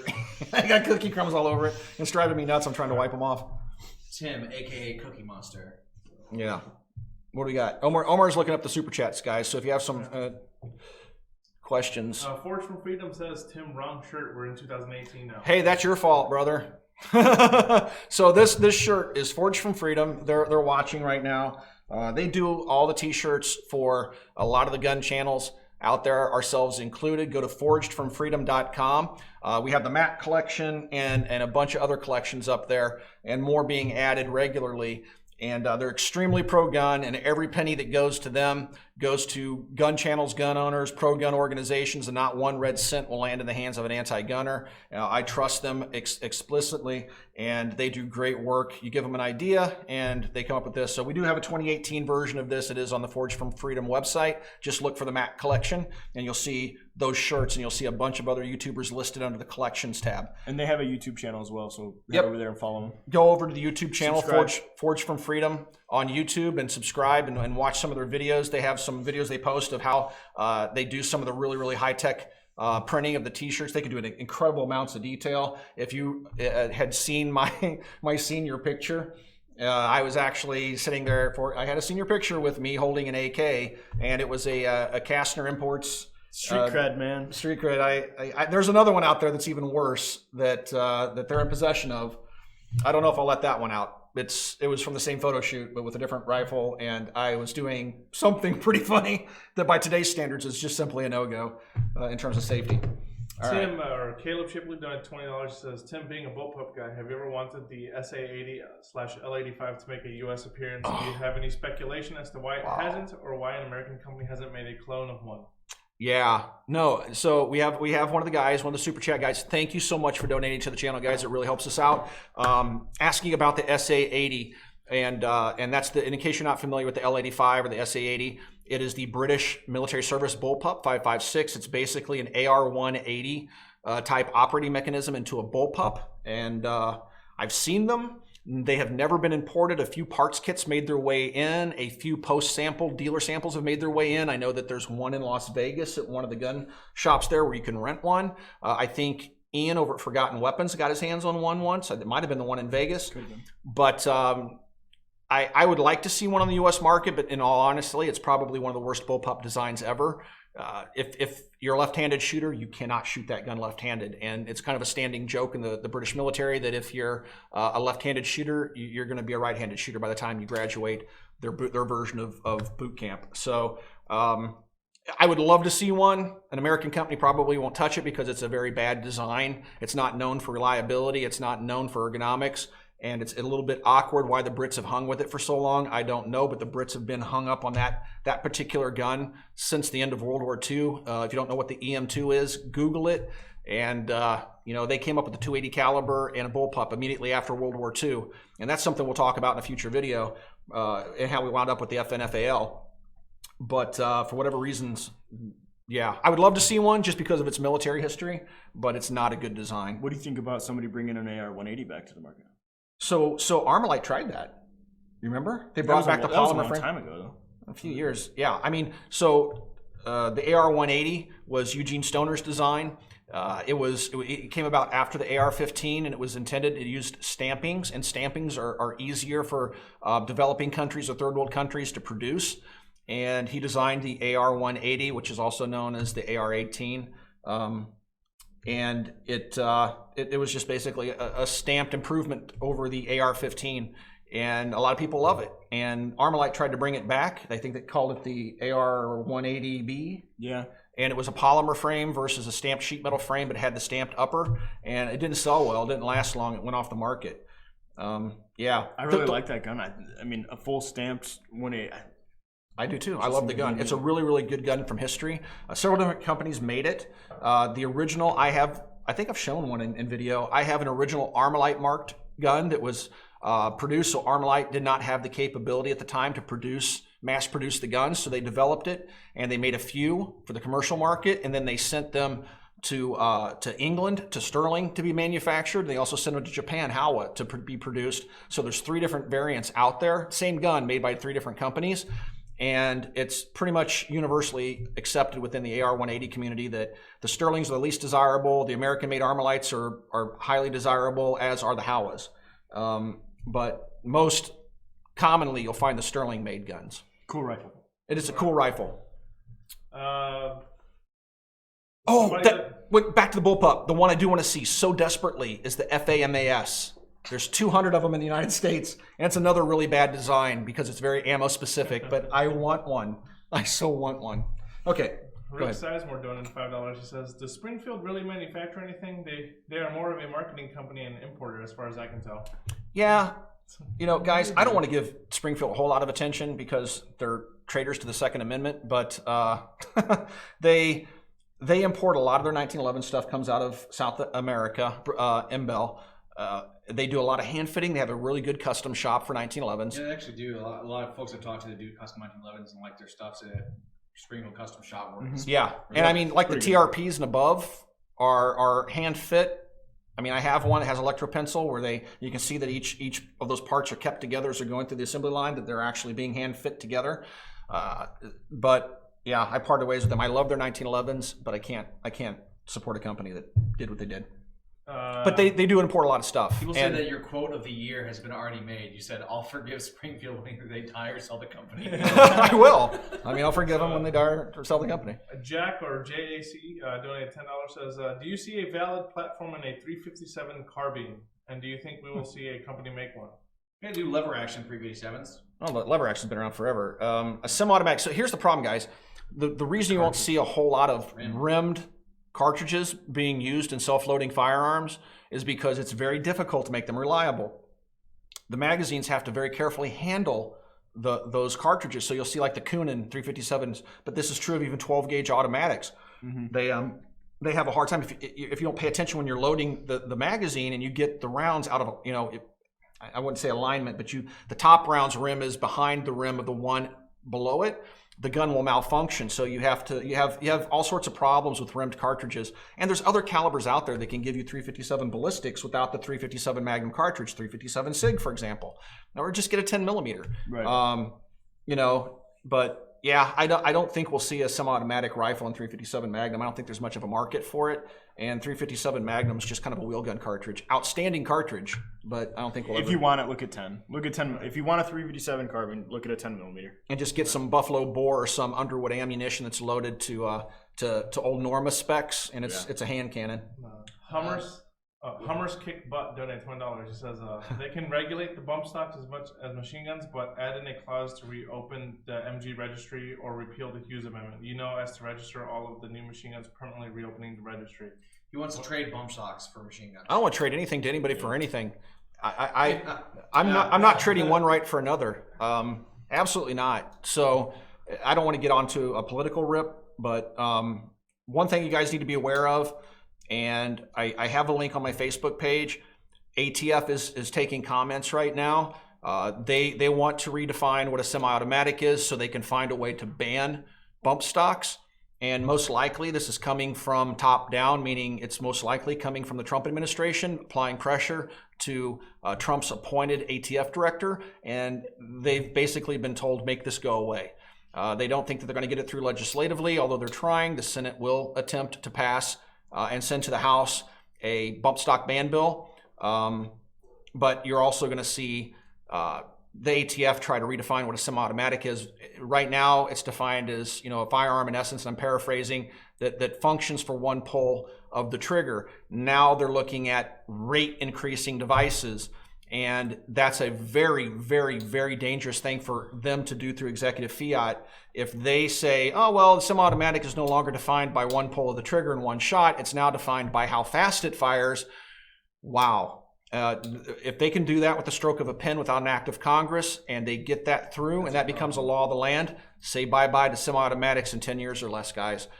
Go to the comments. There's links on my Facebook page and elsewhere on the internet. I'll try to remember to put one at the bottom of this video once it gets hosted on after the stream is over. And go comment and tell the ATF. And you have to be polite, short, and concise. Don't use profanity. They say if you are insulting or derogatory or you're cussing, they will just automatically disregard your comment. Be polite, be short, to the point, and say you do not think that it's within the ATF's domain to legislate. That needs to be done by Congress. And I say that, and this is part of the NRA and their nonsense. The NRA started this BS, and it was a stupid anti-gun move. And if we can stop legislation, we've stopped multiple attempts at assault weapons bans, and we can stop a bump stock ban, but we can't stop the ATF other than through this comment period, and they can just introduce it anyway down the road. The comment period is no guarantee that we can stop them from doing it, but through legislative action, we can. So what ATF needs to do is throw this back over the wall, screw the NRA, and we need to have it sent to the House and the Senate for them to come up with a bill to vote on that we can then go protest and stop. We cannot let these bureaucracies legislate. It simply is not.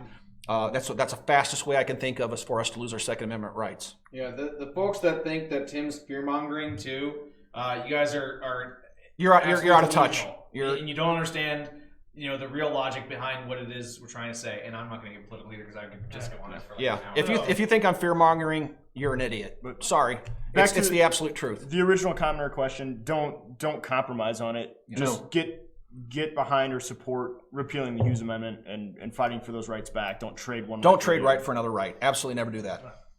It's a zero-sum game. This is kind of an easy question to answer. What is Kevin Clements donated €2 or pounds? What is your opinion of British gun laws? They suck. Yeah, British gun laws suck. It's unfortunate, man. I mean, gosh, it's hard to believe how Ian Harrison from Recoil.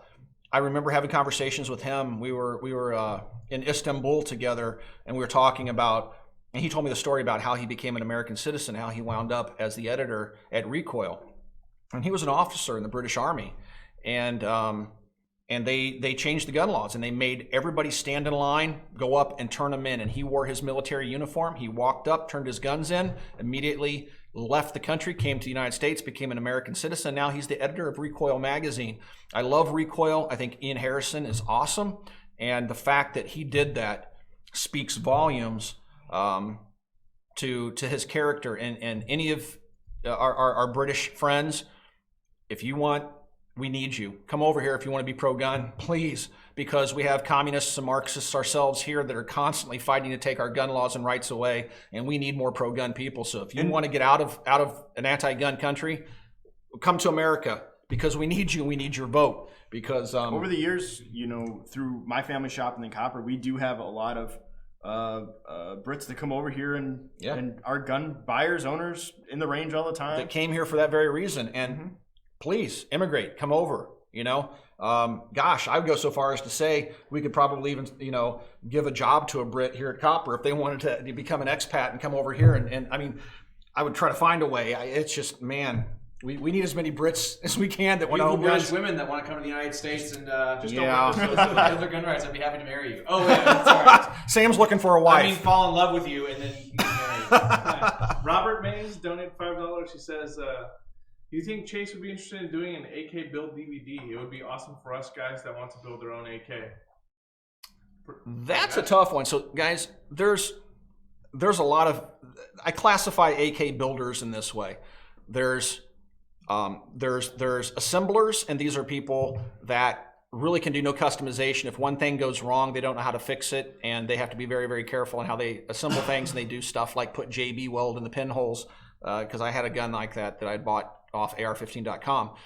Then there are assemblers. They're a little bit more skilled that can maybe make adjustments, and they know what they're doing. And then there's true smiths that can literally build a gun from the ground up, and Chase is one of the very, very few smiths out there that can do things like the AKX9. You don't know how many other companies have tried to do that and failed miserably, and he did it, and he designed it within a few days, and then he just had to work out the production details. So I think the big thing is you can go to a builder's class and learn how to assemble an AK. Right. The problem is, the products that Definitive puts out, and any of the Definitive AK owners can back this up, is that to make a truly superior gun, it requires engineering prowess, gunsmithing prowess, machining prowess, and then a extensive knowledge of that particular firearm, whether it's an AK or anything else. And that creates, and that's hard to teach all that in a short amount of time. But for even like a build class or a DVD. So, but even then, it's secret sauce, guys. If he put out a DVD with all his tricks and secrets, he's enabling his competitors. There are a lot of people out there that consider themselves to be AK builders they think that they're AK smiths, and they're just not. They can just, they're doing hand presses, pushing in rivets, and they don't even know. They couldn't temper steel if they had to, and if one thing goes wrong, they have to throw the whole thing out because they just don't know what they're doing. And that's a good majority of the AK assemblers out there that are AK companies. There's very, very, very few true smiths that understand why there are no right angle cuts on the actual AK bolts from Russia, and there's radiuses. Because if you have a basic understanding of engineering, stress and right angles don't work well together. But there are companies out there, I won't mention any names, Century Arms, that are making right angles on important places and things break. And again, I don't think Chase would want to give away his secret sauce. Think of this like the 1911 market. It all started with one company, I forget who it was, but one 1911 custom smith spawned Wilson, Ed Brown, Nighthawk, all the custom 1911 builders all came from one guy. Crafter. Yeah, all those guys. They all came from one gunsmith that brought in people. They come in, they learn all the secrets of the true smith, and then once they reach a certain level, they're like, screw this, I'm going to go start my own company, and they become the competitor. Nobody wants to train their competitor. So asking him to give away that secret sauce, I don't think he'd ever do, and I don't think I'd ever ask him to do it. There's a lot of custom fixtures and stuff that make those guns straighter, more accurate, better built. And there's a reason why DA AKs and why we wanted to work so badly with DA is because, in my opinion, by far they're the most capable AK builder out there. A gun builder, gun designer. Right. I mean, there's so much more than just an AK builder.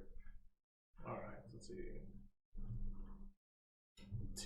Tim, do you have any insider information on BCM jumping on a 224 Valkyrie hype train? And if so, will we see a product line from them in the near future from Patrick Fraley, who donated $10? I hope so. I don't have any inside information, but I can guarantee you any company that isn't currently considering making a 224 Valkyrie offering, and if they're an AR manufacturer, is way behind the curve. I think where the 22 Nosler and the 2245 Sharps fell short, the 224 Valkyrie is truly going to excel. I want to get a hold of an AR-15. I'd love to have a BCM because BCM is my go-to rifle. I would love to have a BCM chambered in 224 Valkyrie, and I want to test it for a full year for reliability and extended accuracy and stuff like that. And I would dump 5.56 in a heartbeat to go strictly to 224 Valkyrie for a defensive rifle. The cost is really, really low. American Eagle is going to come to market about $12 a box. And hopefully, actually they will at SHOT Show announce the SAMI specs, which means other ammo manufacturers can produce ammo for it. And Federal's already set the bar pretty darn high in terms of price threshold. For somebody else to bring a cartridge to market, they're going to have to beat that $12 price or make a better better bullet with a higher BC than what Federal's done. And it's pretty darn hard to get better than a .563 BC. Any AR manufacturers, if they're looking for something new to do, 224 and 6.5 Grendel, if you're not making it, make it. Yeah, please. I've already jumped off the 223 bandwagon for 6.5 Grendel. The 224 offers better ballistics at extreme long distances, but either of those cartridges are good and can really be your go-to cartridge and drop 223 altogether if you so choose. The Grendel offers more power, better ballistics at range than the 5.56 right out of a standard AR-15. Again, it's a barrel and bolt swap, just like the 224 Valkyrie. The 6.5 Grendel is an amazing caliber. Wolf is importing steel-cased ammo, and we're seeing 2 MOA or better accuracy out of the steel-cased ammo, which is budget price. You can buy 500 rounds of 100 grain steel-cased 6.5 Grendel for about between 120 and 140 bucks shipped. So it's dirt cheap. It's affordable, great and practice even the ammo. highest grade match ammo is under 20 bucks a box. Yep, and that's where the 224 Valkyrie is going to be as well. So we're all advocates of 6.5 Grendel and the new 224 Valkyrie. I've smoked 2 deer with it, and I've watched that little 22 roll a deer over. You'll see it in a video here very, very soon. It rolled a doe over. She didn't take a step. She just flopped over on her back and died. And then the buck video is golden. wait till you see that. Are you going to do some terminal ballistics tests of the 224? Yeah, I will compare it to 5.56. We're going to compare it at long range. Even the 77 grain OTM 5.56 offerings can't touch a 224 Valkyrie. It still falls flat on its face at 800 yards. The 224 Valkyrie is good to 1,200 yards. It's simply unbelievable what the 224 Valkyrie accomplishes out of a short action AR, meaning you don't have to go to an AR-10 sized rifle and 6.5 Creedmoor to get those ballistics. You're shooting a standard size AR-15, a lightweight rifle, and your fighting rifle can literally be 1,000-yard capable. And not going to see as many issues with suppression that you do in an AR-10. Right. It's not going to be as finicky as the AR-10s tend to be. Caleb Shipley donated $5 says, is there a firearm design/ammunition caliber that you wish would make a comeback, or do you think that these designs are all dead for a reason? The only caliber I wish would come back is 10 millimeter. Most of the calibers that have gone the way of the Dodo have a good reason for going the way of the Dodo. They simply don't do anything that another caliber doesn't do better. I can't think of a caliber that I miss. 10 millimeter is the only one, and it's on a resurgence. I'm like on a 10 millimeter high right now because every time I see somebody else release a 10 millimeter product this year, I'm like all jumping up and down and fist pumping. Only like 6 or 7 ones here, so. Hank Gregorian donated $10 says, opinions of 5.7 uppers for ARs. They're fun. Yeah, that's about it. 5.7 is one of those calibers that really doesn't do anything for me. I love my P90. I think I love the P90 more than I love the cartridge. And taking that cartridge and putting it into an AR-15 just doesn't make any sense to me. That cartridge and the P90 go together like a hot dog in a bun. I just made that one up on the. That's probably gonna be the quote. From a complete firearm system, that cartridge and those guns were designed to use the law enforcement only ammo. Right. And without the access to that ammo, it's a cool design that's fun to shoot, but terminal ballistics are similar to 22 Magnum. Yeah. It's not. Which isn't terrible, but it's not great. It's not this crazy. I want an ergonomic 10 millimeter sub gun. That's what I want. The Vector, it's already out. There's ergonomic. Right? Go ahead. I was gonna. Will6970 donated $5. He says, "Thank you, guys. I have a supply of the 7.5 Swiss ammo you're looking for. If you need some, please let me know." Get out of here. Shoot me an email to tim@coppercustom.com, and I will pay you whatever you want for it for a few rounds, just so I can actually go shoot it. He's gonna pull a psych on you. Psych! I'm gonna check my email. It's gonna be like some meme, like sucker. No, dude. If you have some, you want to part with it. Oh, please. That would be amazing. And then Hummer's Kick Butt. Censoring the name there. Again? I love the name. He Thank you. $10. Thank you, Hummer's Kick Butt. He's responding to your response about the trading the bump stocks for MGs. He says, this isn't compromise. The bump stocks exist as a substitute, essentially an existing compromise for full auto. If we get MGs back, we will have no need. Oh, I see what you're saying. Yeah. Guys, here's the problem. There's some logic to that, I guess. No, I understand that, but that's like asking. That's like saying, do you hope we can invent time travel tomorrow? There's no way in the world that Chuck Schumer, Nancy Pelosi, Dianne Feinstein, and the NRA, and the NRA's past president, Marion Hammer, one of her emails leaked, and clearly NRA has never wanted us to have machine guns, and they don't want us to have any of that stuff. So you're not going to see any backing from the NRA. You're not going to see any backing from Congress to trade bump stocks for machine guns. In their mind, that's even worse. That's like That's like saying, give the populace nuclear weapons. That's the way they see it in their twisted logic. And they're just not going to give us machine guns back. The only way we're going to get machine guns back is Supreme Court. We're going to have to win it in the courts, and we're not going to trade bump stocks for machine guns. I wish we could, but some otherwise it's not a law-abiding trade. citizen gets arrested and charged with possession of an illegal machine gun, and then takes that all the way up to the Supreme Court, stating that the Hughes Amendment and everything is unconstitutional. Right. NFA is unconstitutional. And that's the only way we're going to win it, guys. That's the way it's done. And unfortunately, there's got to be that one poor sap that has to, be the test case. Risk it all. So I see what you're saying, man. I misunderstood what you were saying initially. Yeah, it'd be cool if we could trade bump stocks for machine guns. Like I'd give bump stocks up to get rid of all gun laws in a heartbeat. I mean, but then it doesn't really make much sense. I don't think you could pitch that to the anti-gunners, and certainly the voters wouldn't understand, because you got to keep in mind, we've lived now 30 years under the Hughes Amendment, and the average American thinks that machine guns are bad. I grew up in a time period when you could walk into your local hardware store and buy one and have it in a few weeks and go home and shoot whatever you wanted, and we didn't have any crime to worry about. But now, because we've lived under that law for so long, even millennial gun owners think, oh no, we shouldn't be able to carry concealed weapons, or oh no, we shouldn't have machine guns. Why would you want that? You have blood running in the streets. Really? We had machine guns for almost machine guns were invented right around the turn of the century, and we had them up until the Hughes Amendment in 1986. So we had 86 years, let's say, of machine guns, and they weren't an issue. So why would you think they're an issue now? Even was a machine gun back in the day. And we lived 200 years without a NICS system. And this, why do we need one today? To make another point, this was the most important reason for Trump to be elected, is for the Supreme Court nominees. Yep. So just cross your fingers that we get as many of those out of his. I thought you were going to say you're going to hope for one of the liberal judges to croak. I mean, honestly, you hope for as many appointments as possible. I just want one to retire, and if we get one more strong, they will not let him retire. Yeah, I mean, literally, they're going to have to die on the bench. They're going to have to die on the bench, because they will not let him retire right now, because they don't want those appointments. The liberals are scared to death that Trump will get to pick another, and Trump did good. His nominee was so far. Gorsuch was awesome. I mean, great pick for the Second Amendment. If we get another one of those on the bench, I might subject myself to that. I might go out and it'd be the test case, because I really, really would love to see the NFA repealed. But I mean, look at the guy wearing the shirt, right? ForgedFromFreedom.com. American Huntsman, 2 separate donations trying to get the same question across. It was thoughts on the Tailhook Mod 2, the Gearhead Works Tailhook Mod 2. That's the polymer one, right? Yeah, that's the one that flips. Thing. Well, yeah, but originally it was machined aluminum. Oh man, it's got an adjustment and it goes on like a regular carbine buttstock too. No, I know it skirts. Guys, I'm as pro long brace. As it's approved. Yeah, I'm pro brace. It's approved. I'm good with that. Yeah, I think the tail hook looks sharp on guns, and I think that the Gen 2 or Mod 2 is the polymer one. I think it looks better. Yeah. I've seen one picture, but it looks better. It looks better than the original version. Yeah, I think it's cool. I'm pro brace, right? I brace them.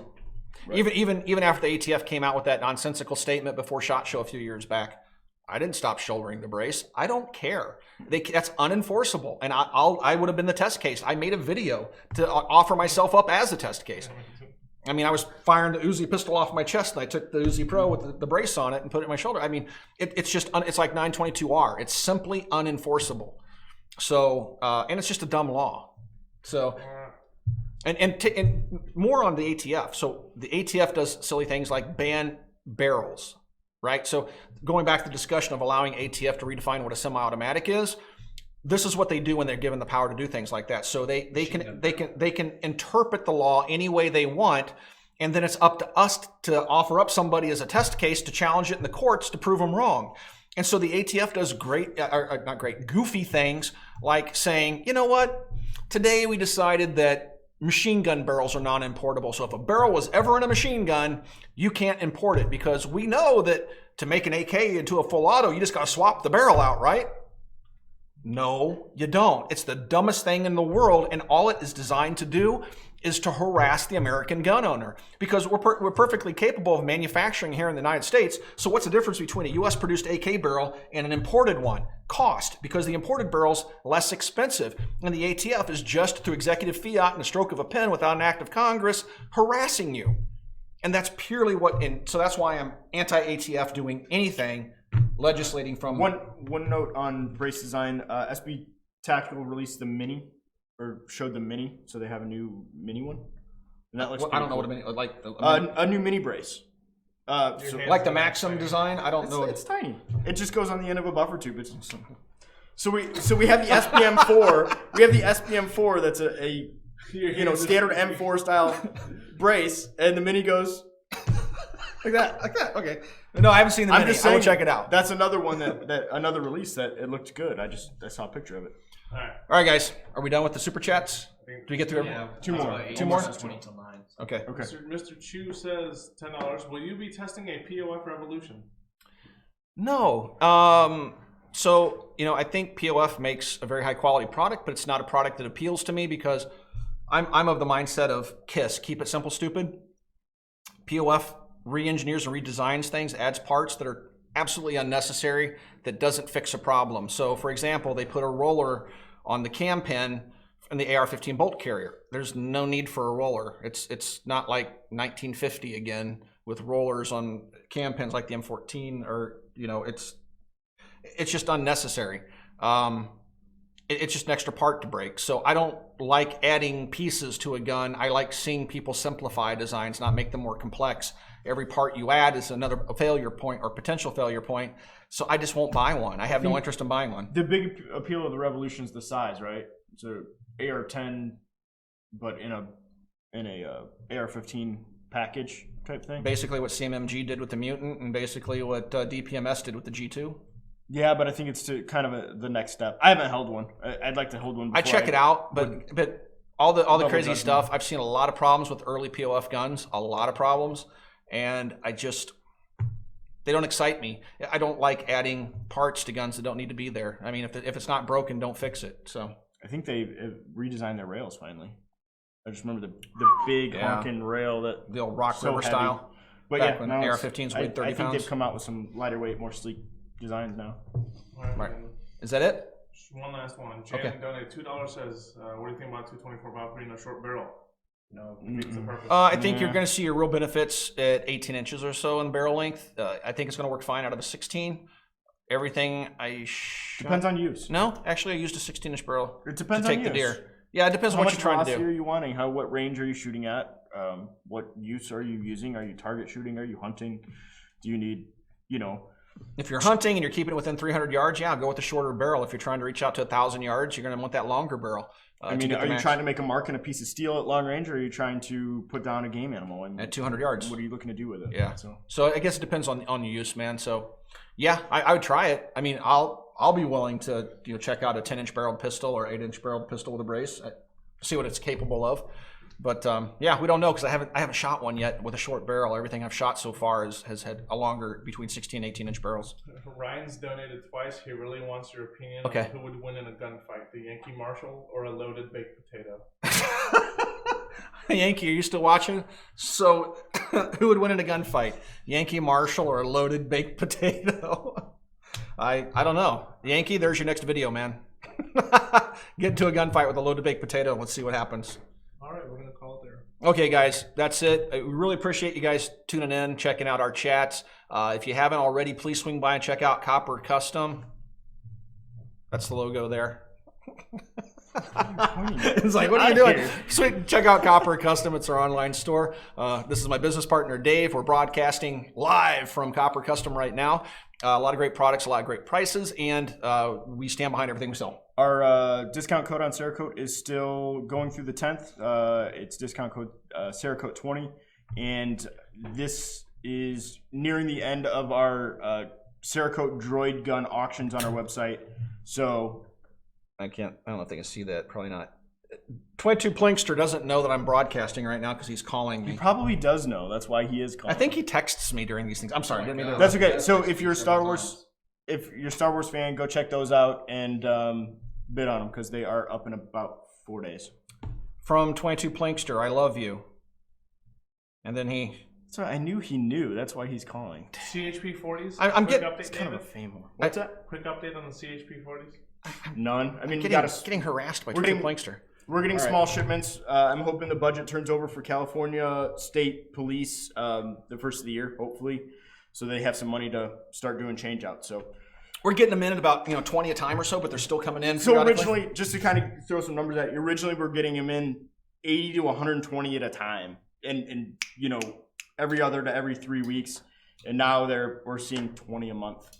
So they've just they kind of slowed down because it's budget. I hope it's It's budget. It's California being broke, and then but being a department, their budgets turn over and they get a new influx of money, and hopefully we'll see an increase in that. And even Beretta is wiser than Glock. Notice how the floor plate here is flared out, so you can Okay, guys, thanks for watching. Glock, go home, you're drunk. Springfield, go with them. Taurus also get in the car with him. Yeah, Taurus you can drive, and I'll pay the Uber fee. Thanks for watching, guys. And do check out Forged from Freedom. Check out their YouTube channel. Check out the website. Purchasing a shirt does support your favorite content creators, all of them. So don't just support us. Check out all those content creators over on forgedfromfreedom.com and over on Patreon. And you can find us over on Patreon at Patreon/Military Arms. Thanks, guys, for watching. We really appreciate your patronage, and we'll talk to you guys soon. Maybe next Good night. Wednesday. Yep. See you next week.